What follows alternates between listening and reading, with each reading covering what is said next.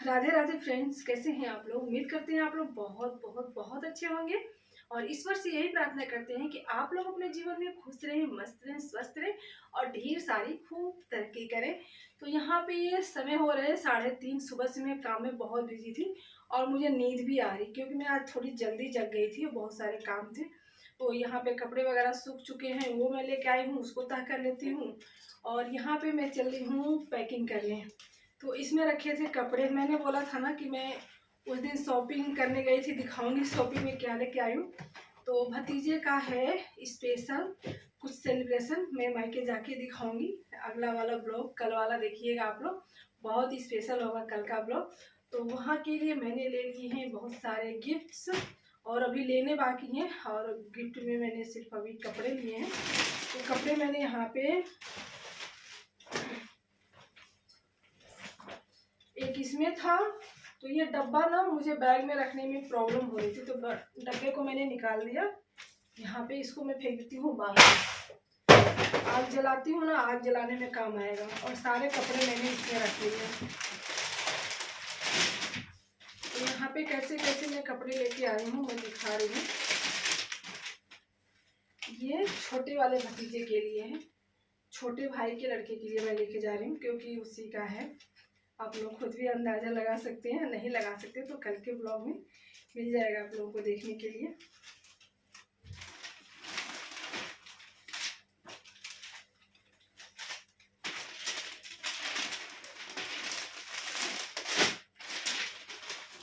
और बड़े वाले के लिए मैंने ये लिया है, यहाँ पे देखिए। और ये टी शर्ट है जो कि लाल, बड़ा वाला है 8 साल का।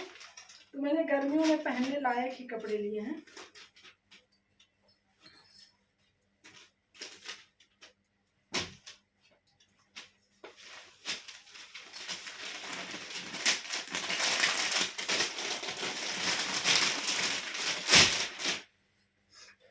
और यहाँ मैंने अपने बाबूजी के लिए गिफ्ट लिए हैं, वो मैं दिखाऊंगी वहाँ चल के, नेक्स्ट वाला ब्लॉग मिलेगा। मैं बाबूजी के लिए मैंने लिया। और यहाँ पे मैंने जीविका के कपड़े रख लिए थे, बट जीविका का जाना हुआ कैंसिल।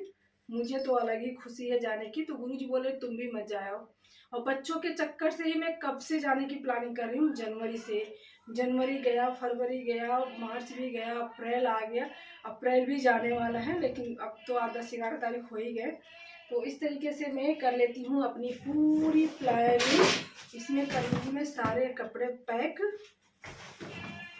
और मैं उस दिन क्या क्या लेके आई थी वो दिखाती हूँ।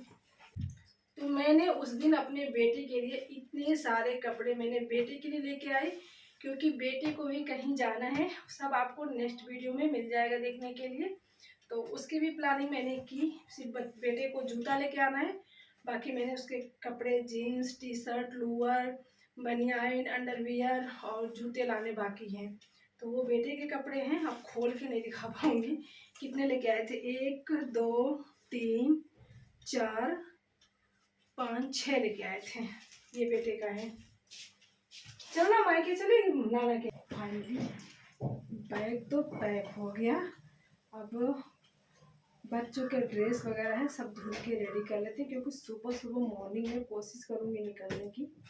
एक ही बैग लेके जा रही हूँ, अकेली जा रही हूँ। जिनका तो कैंसिल हो गया, उसका कुछ प्रोग्राम आ गया, तो फिर दोबारा से जिद करने लगी जाऊँगी, फिर करें नहीं जाऊँगी। चले दूसरा काम कर लेते हैं, सरसों रखना है।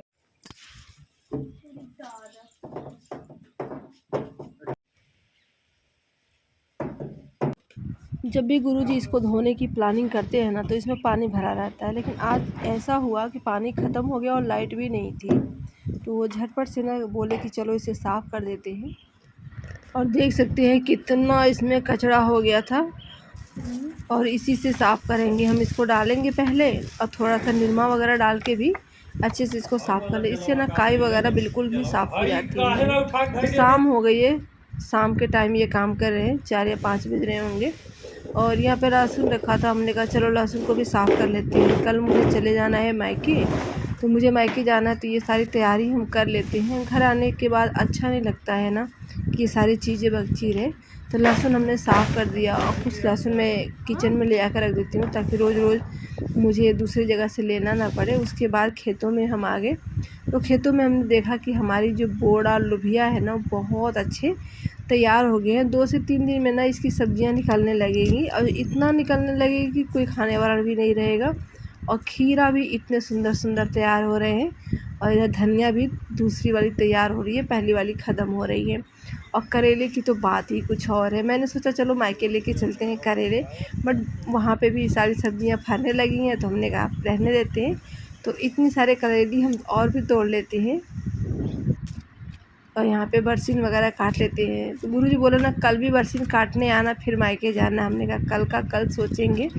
तो बरसीन का सीज़न तो अब ख़त्म हो रहा है। सारे बरसीन में आप देख सकते हैं फूल आ गए हैं। तो इस समय बरसीन उतना नहीं चलता और जो होता भी है ना वो पानी की कमी से ना सूख भी जाता है।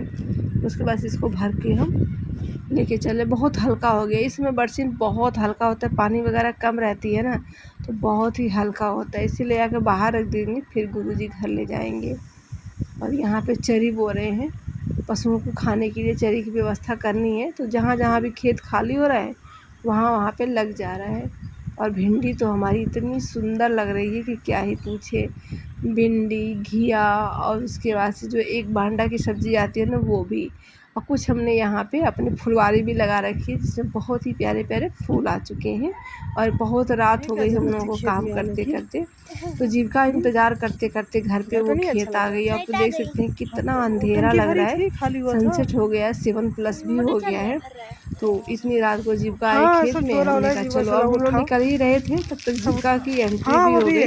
तो सारे सामान अब हम इकट्ठा कर लिए और चल रहे हैं घर पे। और हमारे गांव में सुबह से लाइट नहीं थी, अभी देखते हैं लाइट आ गई है। तो इस तरीके से जब भी हम खेतों में जाते हैं ना तो इतना टाइम गर्मियों में तो हो जाता है, अंधेरा हो जाता है, फिर हम लोग चलते हैं घर पे। तो यहाँ पे रास्ते में एक लाइट लगी थी और ठेले पे सारा सामान रख लेते हैं, कुदार, फावड़ा, घास फूस, लकड़ियाँ, सब कुछ इसी पे इकट्ठा करके अब हम चले घर। और घर पे तो हज़ारों काम भरे पड़े हैं।